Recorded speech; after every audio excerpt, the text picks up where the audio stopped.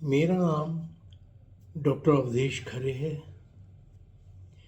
Edu venture के इस episode number 20 में हम outcome, programme outcome, course outcome और उनके संबंधों के बारे में चर्चा करेंगे। NEP 2020 के अनुसार UGC ने एक नया छात्र केंद्रित दस्तावेज तैयार किया है जिसका शीर्षक है learning outcome based curriculum framework for under graduate education. मैं ये अनुशंसा करता हूँ कि इंटरेस्टेड दर्शक UGC वेबसाइट पर जाकर इस दस्तावेज को अवश्य पढ़ें।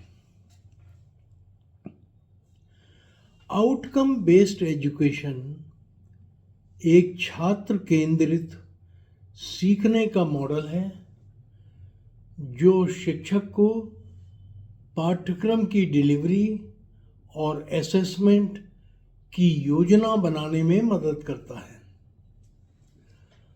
परिणाम उन्मुख उच्च शिक्षा प्रणाली को संस्थागत बनाने के लिए सस्टेन्ड इनिशिएटिव की आवश्यकता होती है। आउटकम बेस्ड एजुकेशन में पाठ्यक्रम में सुधार होगा। इससे एकेडमिक रिसर्च को समाज और अर्थव्यवस्था में प्रैक्टिकल एप्लीकेशन के लिए इनोवेशन में कन्वर्ट किया जा सकेगा। इससे स्नातकों को रोजगार में भी इसकी क्षमता में भी वृद्धि होगी। ज्ञान, समझ, कौशल, दृष्टिकोण यानी एटीट्यूड और मूल्यों यानी वैल्यूज़ के संदर्भ में लर्निंग आउटकम की डिमॉन्स्ट्रेटेड उपलब्धि की तुलना स्नातकों के कार्यक्रम के अपेक्षित एकेडमिक स्टैंडर्ड्स के साथ की जाती है। लर्निंग आउटकम ये निर्दिष्ट करते हैं कि अध्ययन के किसी विशेष कार्यक्रम को पूरा करने वाले स्नातकों से क्या जानने की, समझने की और अपने अध्ययन के कार्यक्रम के अंत में क्या क्या करने में सक्षम होने की उम्मीद की जाती है। प्रोग्राम लर्निंग आउटकम्स, जिनको PO भी कहते हैं, का उपयोग ग्रेजुएट एट्रीब्यूट्स के बेसिस पर रेफरेंस पॉइंट के रूप में किया जाता है। ये PO और कोर्स आउटकम CO को तैयार करने में मदद करता है। ये करिकुलम प्लानिंग और डेवलपमेंट, एकेडमिक प्रोग्राम के डिज़ाइन, डिलीवरी और रिव्यू में मदद करता है। यह ध्यान देने योग्य है कि learning outcome based curriculum framework का उद्देश्य अध्ययन के किसी प्रोग्राम के लिए, किसी कार्यक्रम के लिए नेशनल वाइड कॉमन सिलेबस का बनाना, डिज़ाइन करना या इसको प्रमोट करना नहीं है। ये सिलेबस बनाने की बात नहीं हो रही है। इसके बजाय इसका उद्देश्य हायर एजुकेशन इंस्टीट्यूशंस द्वारा प्रोग्राम डिज़ाइन और syllabus development, teaching learning process, छात्र के सीखने के स्तर का आकलन, असेसमेंट, पीरियोडिक प्रोग्राम रिव्यू और प्रोग्राम लर्निंग आउटकम PO और कोर्स लर्निंग आउटकम CO को तैयार करने में फ्लेक्सिबिलिटी और इनोवेशन की अनुमति प्रदान करना है। Learning outcome based curriculum framework के समग्र उद्देश्य हैं। पहला, CO और PO को तैयार करने में मदद करना।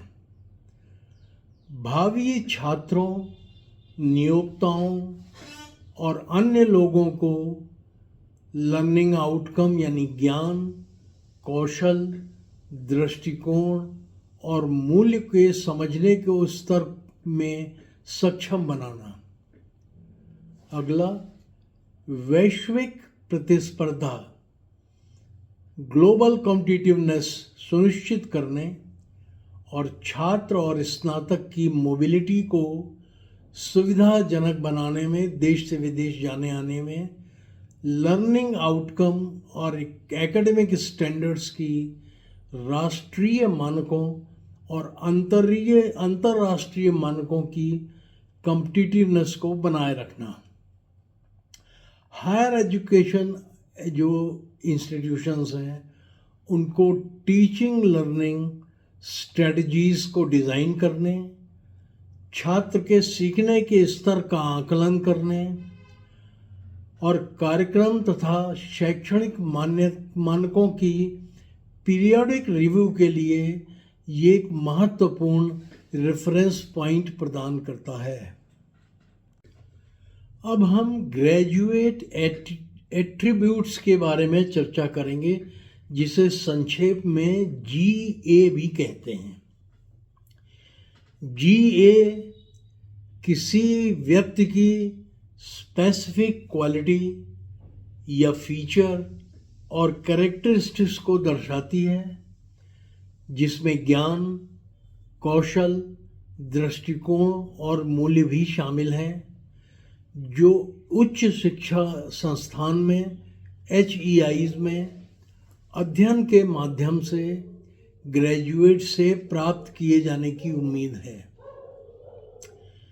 GA में वे क्षमताएं शामिल हैं जो वर्तमान ज्ञान, आधार और कौशल को व्यापक बनाने और नए ज्ञान या कौशल प्राप्त करने, भविष्य में अध्ययन करने, चुने हुए कैरियर में अच्छा प्रदर्शन करने और समाज में एक जिम्मेदार नागरिक के रूप में कंस्ट्रक्टिव भूमिका निभाने की क्षमताओं को सुदृढ़ीकरण स्ट्रेंथन करने में मदद करती है।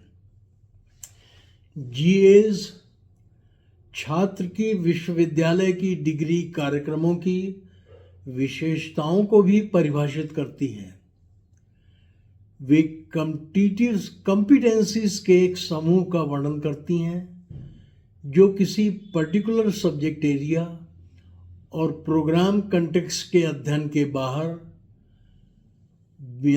मतलब बियॉन्ड, उसके अलावा ट्रांसफरेबल हैं, जिन्हें उसमें डेवलप किया गया है, यानी हम बाहर भी उसका उपयोग कर सकते हैं। Learning outcome based curriculum framework इस धारणा पर आधारित है कि प्रत्येक छात्र और स्नातक यूनिक होता है, उसमें यूनिक गुण होते हैं। प्रत्येक छात्र या स्नातक की अपनी विशेषताएं होती हैं, जैसे सीखने का स्तर, जीवन के अनुभव, सीखने की शैली और भविष्य के कैरियर से संबंधित एटीट्यूड, दृष्टिकोण। GA में कार्यक्रमों के आधार पर तरह तरह के अंडर ग्रेजुएट कार्यक्रम होंगे। निम्नलिखित में से सीखने की कुछ योग्यताएं शामिल की जा सकती हैं। मैं पढ़ रहा हूं। डिसिप्लिनरी नॉलेज, दूसरा है communication skill, critical thinking, problem solving competencies, analytical reasoning, research related skills, cooperation with fellow workers and teamwork, scientific reasoning, reflective thinking, information and digital literacy, self-directed learning, multicultural competencies, moral and ethical awareness and reasoning, leadership readiness and leadership qualities, और अंत में life long learning. अब हम programme learning outcome की चर्चा करें। GA में वर्णित विशेषताएं छात्रों द्वारा अध्ययन के कार्यक्रम पूरा होने पर प्राप्त की जाती हैं। कार्यक्रम शब्द का मतलब है, तात्पर्य है कि शिक्षार्थियों द्वारा अपनाई जाने वाली अध्ययन की पूरी योजना से है, जिसके समाप्त होने पर जिसके परिणाम स्वरूप उन्हें डिग्री प्राप्त होगी। अध्ययन के अलग अलग कार्यक्रमों में विशिष्ट लर्निंग आउटकम्स होंगे, जिन्हें किसी स्पेसिफिक प्रमाण पत्र, डिप्लोमा, डिग्री के लिए प्राप्त किया जाना है। कार्यक्रम के प्रोग्राम ऑब्जेक्टिव प्रासंगिक यानी रिलेटेड GA के साथ अलाइंड होते हैं। PO में सब्जेक्ट स्पेसिफिक कौशल, जेनेरिक कौशल शामिल होंगे। PO और उन ज्ञान और कौशल पर भी ध्यान केंद्रित करेंगे जो छात्रों को आगे के अध्ययन, उनके रोजगार और अच्छी नागरिकता के लिए तैयार करते हैं।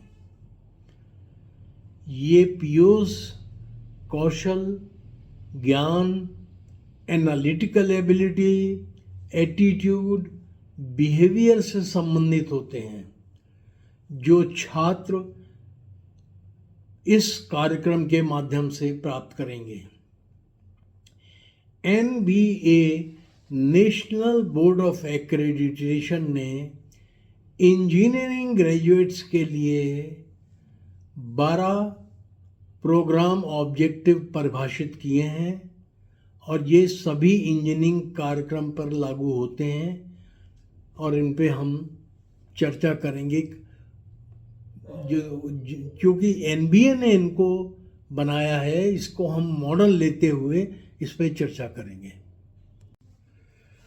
12 PO में से पहला है PO1 है इंजीनियरिंग नॉलेज। जटिल इंजीनियरिंग समस्याओं के समाधान के लिए गणित, विज्ञान, इंजीनियरिंग के मूल सिद्धांतों और इंजीनियरिंग विशेषताओं के ज्ञान को लागू करने। दूसरा है प्रॉब्लम एनालिसिस। जटिल इंजीनियरिंग समस्याओं की पहचान करें, उन्हें प्रिपेयर करें, रिसर्च मटेरियल तैयार करें और उनकी एनालिसिस करें। गणित, प्राकृतिक विज्ञान, इंजीनियरिंग विज्ञान के प्रथम सिद्धांतों का उपयोग करके पुष्ट स्पेसिफिक निष्कर्षों पर पहुंचें। तीसरा, डिजाइन डेवलपमेंट ऑफ सॉल्यूशंस। जटिल इंजीनियरिंग समस्याओं के लिए समाधान डिजाइन करें और सिस्टम कंपोनेंट्स या प्रोसेसेस को डिजाइन करें जो स्पेसिफिक नीड्स को पूरा करते हों, जिनमें सार्वजनिक स्वास्थ्य, सुरक्षा और सांस्कृतिक, सामाजिक, पर्यावरण पर उचित विचार भी किया गया हो। चौथा PO है conduct investigation of complex problems. Valid conclusions प्रदान करने के लिए प्रयोगों के डिजाइन, डेटा के विश्लेषण, व्याख्या, सूचना की सिंथेसिस सहित अनुसंधान आधारित ज्ञान, रिसर्च ओरिएंटेड नॉलेज और रिसर्च मेथड्स का उपयोग करें। पांचवा है मॉडर्न टूल यूसेज। लिमिटेशन की समझ के साथ हर चीज़ की एक सीमा होती है। कॉम्प्लेक्स इंजीनियरिंग एक्टिविटीज़ के लिए उपयुक्त तकनीकों, संसाधनों और आधुनिक इंजीनियरिंग तथा IT टूल्स का निर्माण, चयन और अनुप्रयोग करें जिसमें प्रेडिक्शन और मॉडलिंग भी शामिल हों। छठा है इंजीनियर एंड सोसाइटी। सामाजिक स्वास्थ्य, सुरक्षा, कानूनी और सांस्कृतिक मुद्दों तथा पेशेवर इंजीनियरिंग प्रैक्टिसेस के लिए रेलिवेंट जिम्मेदारियों का आकलन करें और रीजनिंग के आधार पर इन्हें लागू करें। सातवां है इन्वायरमेंट एंड सस्टेनेबिलिटी। सोसाइटल और इन्वायरमेंटल कंटेक्स्ट में पेशेवर इंजीनियरिंग सॉल्यूशंस के प्रभाव को समझें और सस्टेनेबल डेवलपमेंट के ज्ञान और आवश्यकता को डेमोन्स्ट्रेट भी करें। आठवां है एथिक्स। नैतिक सिद्धांतों को लागू करें और प्रोफेशनल एथिक्स की जिम्मेदारियों और इंजीनियरिंग प्रैक्टिस के नॉर्म्स को पूरा करने के लिए प्रतिबद्ध हों, कमिटेड हों। नवा है इंडिविजुअल और टीम वर्क। एक व्यक्ति के रूप में और विविध टीमों में लीडर या एक सदस्य के रूप में मल्टी डिसिप्लिनरी सेटिंग्स में प्रभावी ढंग से कार्य करें और इसके लिए अपने को तैयार करें। 10वां है कम्युनिकेशन। जटिल इंजीनियरिंग गतिविधियों पर इंजीनियरिंग समुदाय के साथ, इंजीनियरिंग फ्रेटर्निटी के साथ, बड़े पैमाने पर समाज के भी साथ प्रभावी ढंग से, इफेक्टिव तरीके से कम्युनिकेट करें, अपनी बात समझाएं। जैसे इफेक्टिव रिपोर्ट और डिज़ाइन डॉक्यूमेंट को समझने और लिखने में सक्षम होना, इफेक्टिव प्रस्तुतियां देना और क्लियर इंस्ट्रक्शन देना और प्राप्त करना। अगला बड़ा इंपॉर्टेंट है project management and finance. Engineering और मैनेजमेंट के सिद्धांतों के ज्ञान और समझ का प्रदर्शन करें, ढंग से समझें। इन्हें अपने काम में एक टीम में एक सदस्य और नेता के रूप में आवश्यकता पड़ने पर प्रोजेक्ट का प्रबंधन करने के लिए और मल्टी डिसिप्लिनरी इन्वायरमेंट में इन्हें लागू करने को सीखें, लागू करें। और अंतिम है लाइफ लॉन्ग लर्निंग, जीवन पर्यंत सीखने की तकनीक। तकनीकी परिवर्तन के व्यापक संदर्भ में स्वतंत्र और आजीवन सीखने में संलग्न होने की आवश्यकता को पहचानें और इसके लिए प्रिपरेशन करें और क्षमता डेवलप करें। अब हम कोर्स लर्निंग आउटकम्स यानी CO के बारे में चर्चा करेंगे। POs शिक्षार्थियों द्वारा किसी कार्यक्रम के भीतर अध्ययन के चयनित कोर्सेज को, जो सिलेक्टेड कोर्सेज हैं, उनको पूरा करने पर प्राप्त आवश्यक ज्ञान के माध्यम से अटेन किए जाते हैं। PO अपने आप नहीं अटेन हो जाते हैं, COs के माध्यम से अटेन किए जाते हैं। COs किसी डिसिप्लिनरी, इंटरडिसिप्लिनरी, मल्टीडिसिप्लिनरी क्षेत्र से संबंधित विषय के अध्ययन के से सीखने के लिए स्पेसिफिक होते हैं। डिसिप्लिनरी, इंटरडिसिप्लिनरी और मल्टीडिसिप्लिनरी कोर्सेज सेलेक्ट करिए और उनके लिए जो विशेष CO हैं उनको सीखिए। अध्ययन के कुछ प्रोग्राम अत्यधिक स्ट्रक्चर्ड होते हैं, जिनमें सीखने के विशेष फेज या स्टेज में लिए जाने वाले कंपलसरी और कोर कोर्सेज बारीकी से निर्धारित होते हैं। कुछ कार्यक्रम शिक्षार्थियों को व्यक्तिगत छात्र की प्रेफरेंस के अनुसार अध्ययन के कोर्सेज के कॉम्बिनेशन को लेने की बहुत अधिक स्वतंत्रता देते हैं, फ्रीडम देते हैं, चॉइस देते हैं, लिबर्टी देते हैं कि आप जब चाहे इसको ले लें, पूरा कर लें। और उसी प्रोग्राम के किसी अन्य छात्र द्वारा अपनाए गए कोर्सेज से ये बहुत भिन्न हो सकते हैं। ये भी हो सकते हैं कि एक क्लास के जो 2 बच्चे हैं वो अलग अलग कोर्सेज पढ़ रहे हों। कोर्स लेवल लर्निंग आउटकम की छात्रों द्वारा अटेनमेंट पर पीओस के अचीवमेंट निर्भर होते हैं। सीओज ज्ञान, कौशल और दृष्टिकोण के कथन हैं। These are statements of knowledge, skills and attitude. Learning के परिणाम स्वरूप छात्र से जिन्हें जानने, समझने और प्रदर्शन करने की अपेक्षा की जाती है। सीओज आउटकम के हायरार्की के आधार पर बने हुए होते हैं।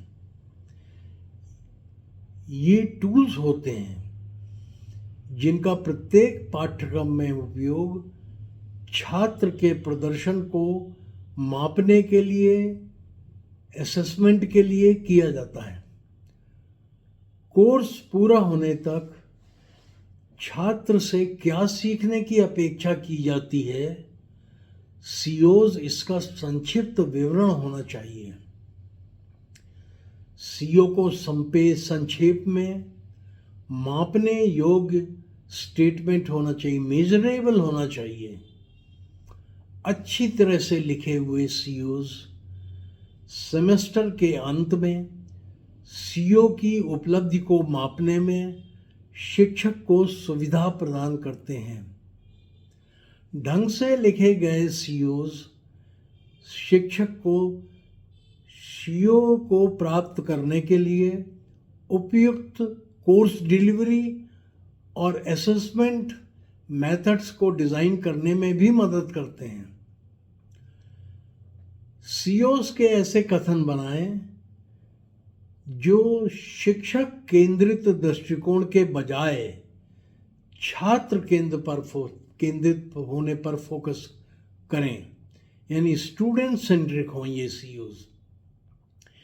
प्रत्येक पाठ्यक्रम के लिए 5 या 6 सीओज हो सकते हैं, 5 से 6। सीओ को परिभाषित करने के लिए जो कीवर्ड्स हम यूज़ करते हैं वो ब्लूम्स टेक्नोलॉजी पर आधारित होते हैं। ये बनाए गए कोर्स आउटकम को अटेन करने के लिए उपयुक्त डिलीवरी और असेसमेंट विधियों को डिज़ाइन करने में शिक्षक की मदद करता है। सीओ को स्पेसिफिक, मेजरेबल, अचीवेबल, रियलिस्टिक और टाइम बाउंडेड होना चाहिए। अब हम सीओ पीओ की मैपिंग के बारे में थोड़ा सा चर्चा कर लें। सीओ को कम से कम एक पीओ के साथ मैप किया जाना चाहिए, अन्यथा वो क्यों कोर्स पढ़ाया जा रहा है। इससे कंपल्सरी कोर्सेज को और उनके सीओज के चयन के माध्यम से सभी पीओ को पर्याप्त रूप से संबोधित किया जा सकेगा। जो कंपल्सरी कोर्सेज के सीओज हैं वो सारे पीओज को एड्रेस कर सकेंगे।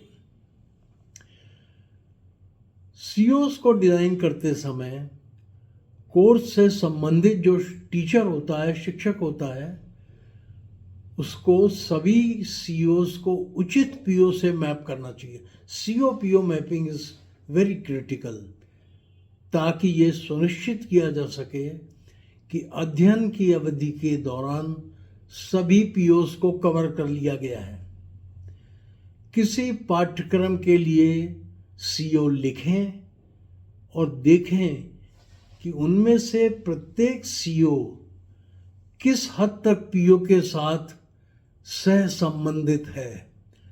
सीओ पीओ कोरिलेशन स्ट्रेंथ के आधार पर संख्या 0, 1, 2, 3 द्वारा दर्शाया जाता है, जहाँ 0 का मतलब कोई संबंध नहीं, 1 माइल्ड, 2 मॉडरेट और 3 स्ट्रांग होता है। मैं इस एपिसोड को अब यहीं समाप्त कर रहा हूँ। अगले मंगलवार को यानी 1 अप्रैल को एडवेंचर के एपिसोड संख्या 21 में मैं इनोवेशन पार्ट 1 के बारे में चर्चा। और हाँ, मैं आपको याद दिला दूं कि एडवेंचर का एक एपिसोड हर मंगलवार को प्रस्तुत किया जाता है, इसलिए अगला एपिसोड भी अगले मंगल को आएगा। धन्यवाद।